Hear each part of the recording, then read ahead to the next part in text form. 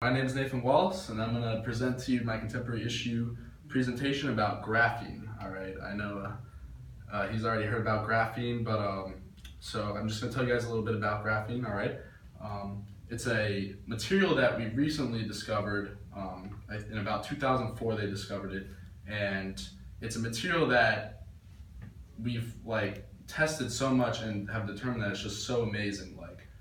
And I'll describe that to you in a little bit, but pretty much it's a single sheet of carbon atoms all connected, and it's just like a little, like spider web work. And what happens is sheets of it all on top of each other are graphite, but the problem is it's so hard to isolate a single sheet of graphene. And it was actually discovered based from some PhD students in London at the University of Manchester, I believe it was. They had a piece of Scotch tape and a graphite pencil, and they literally just shaved down the pencil shavings and just stuck the tape on it, and you have that thin little layer. You know what I'm talking about? That thin little layer of graphite is really graphene because it's down at the single most layer. And I'm gonna go on now to why it is so amazing. It's a material of extremes. All right. So after we've done testing on it, it is the strongest material that we've ever measured. I can't remember exactly what the number is. Oh, okay, there. A tensile stiffness of 150 million psi. That's 100 to 300 times stronger than steel. All right. Now this is a single layer of carbon atoms. It's the thinnest material we know of as well, obviously, because it's only one atom thick. And then also, it's the best conductor of heat at room temperature, as well as the best conductor of electricity ever recorded. And also the lightest. So when I say it's literally a material of extremes, I mean it's literally extreme in every aspect. It blows the charts on everything we've ever measured. So, I mean, obviously we want to use this stuff, right? Somehow, some way we want to get our hands on this. Now that's the problem, right? All right. So the problem is, it's just so expensive to make.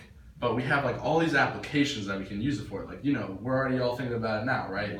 Some applications of it would be, it's the best conductor of electricity. We can make some super batteries out of this. That would have to do with your biofuels and all that kind of stuff, Obviously, the better batteries we can make, the more electricity power we can use without burning oil and all that kind of stuff.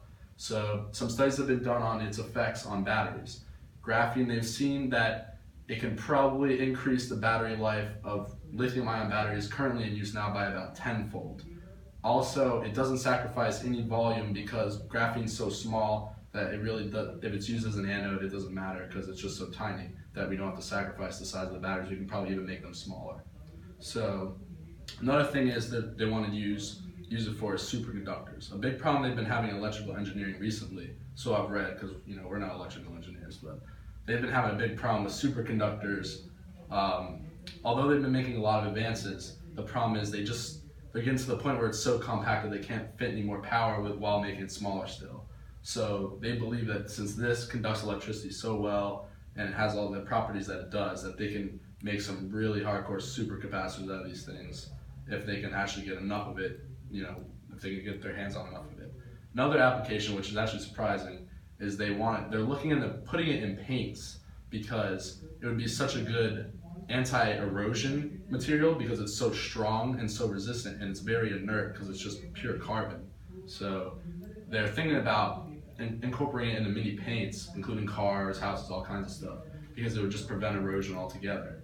Also, they want to make building materials out of it. Obviously, it's 100 to 300 times stronger than steel, so that's absurd, right? I mean, so then we really run into what are the problems, right? Why can't we just start using this right away? So the process used to obtain this stuff, all right, it's called chemical vapor disposition, all right, and it's very, very expensive. They boil all these super toxic chemicals, and it's in the presence of titanium and platinum and metals like that, and also there's some benzene in there as well, and it forms a tiny little monolayer of graphene over the surface of this metal, right? Well, the problem is you only get one layer for the whole thing. The whole process, you only get one little layer across the whole thing, right? So that's the big problem why they haven't been able to get a ton of this stuff to actually use. It'd be way too expensive. And obviously as engineers, we have to be worried about the cost as well. We can't just start making a bunch of really expensive stuff. So luckily for us, this year in February, a PhD student at Delft University in the Netherlands actually discovered a way to make endless sheets of this stuff by using copper and methane instead of platinum, titanium, and those with benzene. And he's actually found a way to make endless sheets of this stuff. Now he's going to defend his thesis, so hopefully it's actually true. But if it is true, there's going to be a massive race to see who can make as much of this stuff as humanly possible and use it in as much stuff as they possibly can. One thing I forgot to mention about applications is Samsung has already filed 17 patents with the use of graphene in smartphones and TVs. So they're pretty much already getting ready to start using this stuff.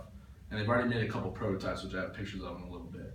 So pretty much another thing I forgot to mention, the new process that this guy developed, it reduced the cost of the chemical vapor disposition by a factor of 1,000. So that's pretty good, I would say.